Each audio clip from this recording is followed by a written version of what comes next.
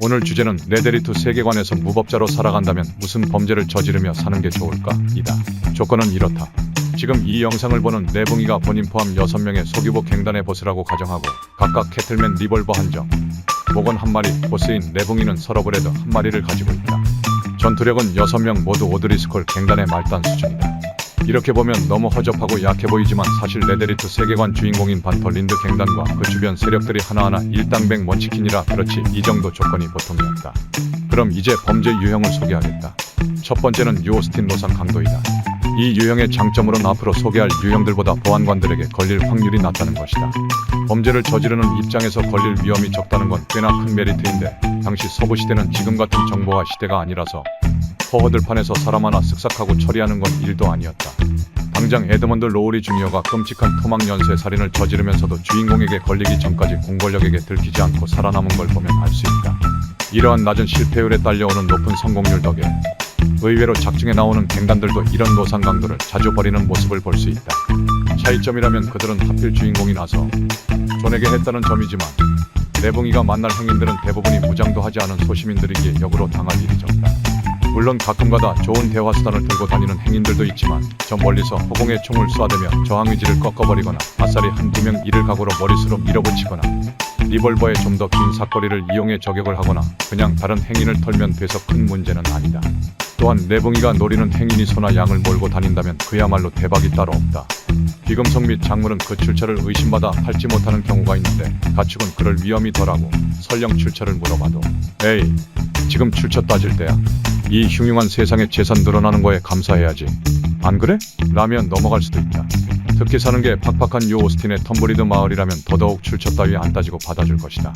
즉 이 유형은 전형적인 가늘고 길게 가는 로우 리스크 로우 리턴 유형으로 앞서 말한 걸릴 위험이 적다는 점이 매력이지만 그만큼 수익은 쥐꼬리라서 한탕 성공하면 당분간 놀고 먹고 재정비할 시간이 주어지는 다른 유형과 달리 하루 벌어 하루 먹고 사는 유형이라는 것이 단점이다. 거기다 레붕이가 만날 행인들이 무조건 비싼 귀금속이나 가축을 가지고 다닐 것이라는 보장이 없다 보니 하루에 여러 번 범죄를 저질러야 하는데 여기에 만족 못하고 범죄 빈도를 늘리는 순간 텀블위드를 지키는 톰 데이비스와 샘 프리맨 보안관에게 걸릴 수도 있다. 텀블위드는 사람이 굉장히 적어 보안관과 주민들 대부분이 안면이 있는데 하필 내붕이들이 마을에 온 순간 안 그래도 없던 사람들이 갑자기 확확 사라진다. 보안관이 빡대가리가 아닌 이상 반드시 의심을 사게 될 것이고 걸리는 순간 범죄도시 마석도보다 범죄 혐오하는 존나 호전적이고 실력도 좋은 보안관 둘에게 내붕이 갱단은 최후를 맞게 될 것이고 설령 운 좋게 산다 해도 다신 텀블리드로 돌아가지 못해 결국 길거리에서 아사할 것이다. 거기다 텀블리드 지역은 델로보 갱단이 활동하는 지역이라서 잘못 건드렸다간 그들의 분노를 사 지독한 추격전을 맛보게 될 것이다. 물론 바로 대가리 받고 있는 거 없는 거 싹 다 주면서 살려달라고 빌면 정말 살려는 주기 때문에 자비롭다 할 수 있지만 당연히 총도 말도 뭣도 없어진 내붕이 갱단은 금방 파멸하게 될 것이다. 차라리 죽더라도 싸우다 죽자 하면서 그들과 싸운다 한들 그들의 대가리 수는 오드리스콜 다음 갈 정도로 많고 앞에서 말한 톰 데이비스와 샘 프리맨 보안관을 죽이기 직전까지 만든 엄청난 전투력을 가진 집단이기에 기껏해야 6명인 내붕이 갱단이 이들을 이길 확률은 없다고 볼 수 있다. 정리하자면 뒤탈 걱정이 거의 없는 안전한 작업이지만 그만큼 필연적으로 가늘고 초라하게 살게 된다는 페널티가 있다고 볼 수 있다.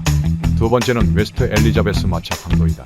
작중에 존재하는 웨스트 엘리자베스에 있는 스트로베리 마을은 마차로 먹고 산다 해도 과언이 아닐 정도로 마차가 많이 다니는데 그렇게 잘만 털면 노상 강도 따위와는 비교도 안 될 정도로 많은 돈을 챙길 수 있다. 예를 들어 레붕이가 턴 마차가 식료품을 가득 실은 마차라면 두말할 것 없이 대박이라 할 수 있다. 레데리 세계관에 존재하는 온갖 통조림, 육포, 치즈 같은 보존식품, 롤빵, 사탕, 비스킷 등의 가공식품, 말 사료로 쏠 수 있는 사과, 옥수수 같은 신선식품, 술과 담배까지 한 번에 싹 다 얻을 수 있기 때문에 며칠간 굶을 걱정은 안 해도 된다. 그것도 모자라 만약 내붕이가 턴 마차가 밀주를 실은 마차였다면 더 대박인데 밀주는 앞서 말한 식품들보다 더 비싸고 수요도 많아서 더욱 짭짤한 수익을 기대할 수 있다. 그 외에도 각종 의약품을 담은 마차도 존재하고 끝판왕으로 현금 수송 마차도 존재하는데 이걸 터는데 성공하는 순간 먹고 사는 걸 넘어 추가 단원 모집까지 가능할 정도로 경제적으로 풍족해지게 된다. 다만 마차 강도질 자체가 노상 강도보다 난이도가 훨씬 높은데 당시 마차 배달을 업으로 삼은 이들은 기본적으로 이런 강도질에 노출돼 있기에 신경이 날카로워 근처에만 가도 총을 들고 위협을 하고 또 무장 수준도 리피터, 라이플, 샷건 등 노상 강도 때 보던 행인들과는 비교를 불가하는 무장을 갖추고 있다. 거기다 노상 강도는 멀리서 총을 쏘며 위협하면 저항의지를 상실하는 경우가 많은데 마차는 오히려 그런 식으로 위협할수록 더더욱 덤벼들어 잘못하면 역으로 당할 수 있다. 거기다 대부분의 마차는 천으로 덮여 있어서 멀리서 내용물이 뭔지 파악하는 게 불가능하다는 것도 단점이다. 즉 겨우겨우 마차를 터는데 성공했는데 막상 까보니 말먹이 건초 따위나 들어있었다면 그날로 좆되는 것 십상이다. 거기다 내붕이들은 알든이나 조사이와 트렐러니 같은 유능한 정보원들이 없는지라 더더욱 이런 상황이 나오기 쉽다.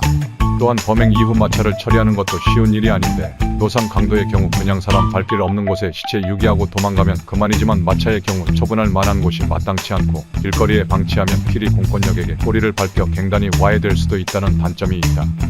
셰이머스한테 마차 가져다 팔면 되는 거 아니? 이라고 생각하는 내붕이들이 있을 텐데 셰이머스는 어디까지나 부업 개념으로 또 소규모 단위로 몰래 하고 있었고 그마저도 들킬까봐 그만뒀다가 호재아 매튜스의 설득으로 반터 린드 갱단에 한해서 마차 되팔이를 하는 것이기에 일면식도 없는 내붕이들이 마차 끌고 다가와 봤자 받아줄 리 없다는 것이다.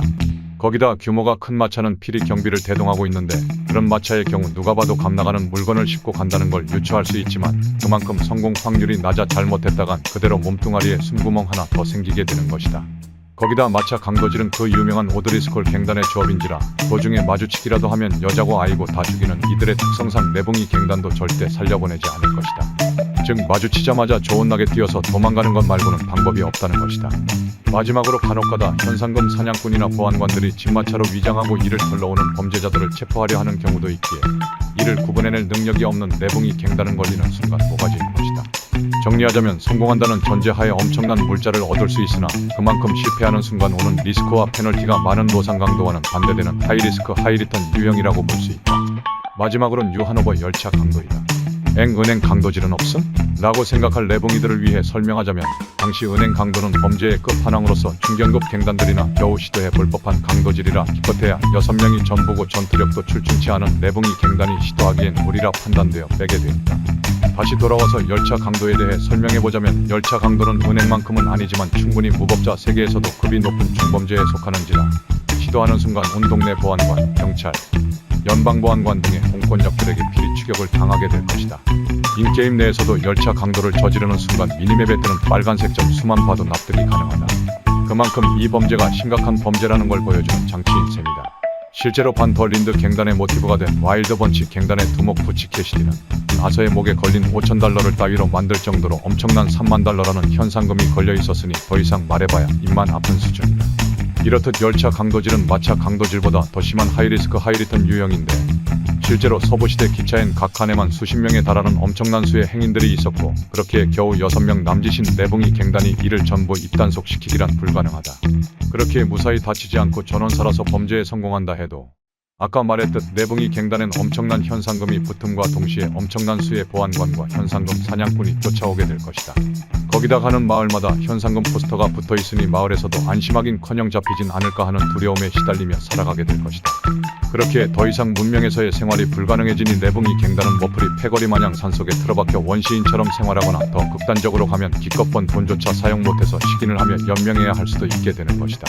더 최악으론 작중에서 반더 린드 갱단을 추격해온 핑커튼 전미탐정사무소가 내붕이 갱단을 추적할 수도 있다. 이들에게 찍히는 순간 산속에 틀어박히건 국외로 도망을 가건 그 모든 행위가 무용지물이 되게 된다. 거기다 마차 강도질에서 설명한 오드리스콜 갱단과 활동 영역이 또 겹치고 작중에서 전설의 총잡이이자 델로보 갱단 소속인 플라코 에르난데스와 만날 수도 있다. 둘의 공통점으론 존나게 호전적이라 내붕이 갱단을 보자마자 총부터 쏜다는 것이니 마주치는 순간 마차 강도에서 그랬던 것처럼 꽁지 빠지게 달려야만 살 수 있을 것이다. 또한 마차 강도가 마차에 뭘 실었는지 파악이 힘들다는 단점이 있었던 것처럼 열차 강도 역시 열차 안에 누가 타고 있는지 파악이 거의 불가능하다. 즉 기껏 용기 내서 총 들고 강도질 시작했는데 알고 보니 군 병력을 수송하고 있던 열차라면 그냥 총구를 자신의 머리로 돌리는 게 편할 것이다. 또한 마차와 마찬가지로 내붕이 갱단은 유능한 정보원이 없으니 사전에 이를 파악할 수도 없다. 작중에서 마시간 더치가 군인들의 급여를 수송하는 열차를 털자는 어이없는 제안을 하자 그 아서 모건이 너 제정신이냐? 또 열차 얘기야. 라며 더치에게 화를 내는 장면에서 군인과 관련된 열차를 터는 게 얼마나 정신나간 짓인지 잘 보여준다. 그 밖에도 열차 안에 있는 사람들 중 누가 튀어나올지 모르는 데다 한번 시작하는 순간 도망치기도 힘들어서 시작한 순간 목숨을 걸고 싸워야만 한다. 물론 이러한 리스크를 모두 견뎌내고 몇 항만 크게 성공하면 그날 이후로 무법자 때려치고 신분 세탁해서 국외로 튀어버리곤 일평생 놀고 먹을 수 있을 정도로 많은 양의 재물을 획득할 수 있다. 거기다 이렇게 되면 내붕이 갱단은 열차 강도를 여러 번 저지르고도 공권력의 소나기에 잡히지 않고 유유히 탈출한 레전드 갱단으로서 그 행적이 우상화되고 미화되어 무법자 역사에 남을 수도 있다.